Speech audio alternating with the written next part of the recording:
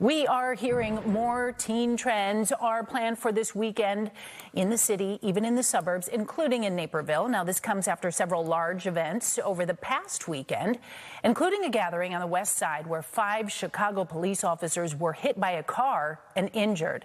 And another at 57th Street Beach where dozens of people were arrested. You see some of the video here now, and now parents are sounding off on the large gatherings that have caused violence and chaos in some cases. NBC 5's V Nguyen is joining us live from Rainbow Beach with reactions. V, what have you learned?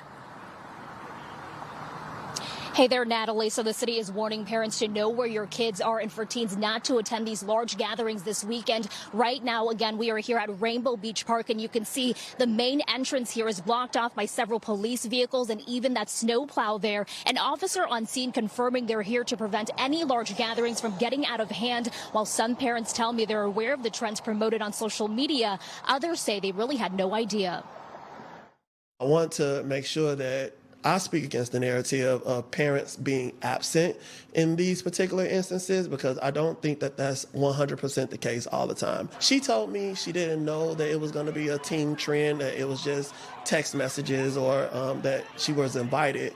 But, you know, I'm not naive, and who knows if she knew or not. She said that after a while, she noticed that it started to get a little out of hand. It started to get kind of rowdy, and her and her friends recognized that it was time to go. It doesn't always start as a trend. It can start as a small gathering, and with the word of mouth amplified by social media and technology, it gets out of hand pretty quickly. I hear all of the talk about, you know, charging parents or, you know, fining parents for kids who are in the streets. Let's just be honest.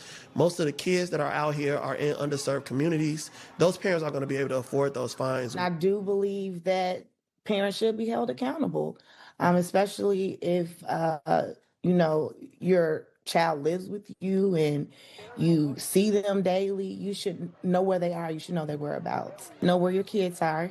Kids are not always honest, but there's technology, so there's a way to track your children. And anytime my daughter asks me to go somewhere, the beach, especially on a holiday, I know that there's going to be people there. I was like, well, I'm going to go and I'll just be hot in the, you know, off in the cut. She's like, I don't want to go. And I was like, you know, something must be going on. I preach to my kids and her friends and their friends all the time about safety and being aware of your surroundings, because we have buried innocent children that just happen to be in the wrong place at the wrong time.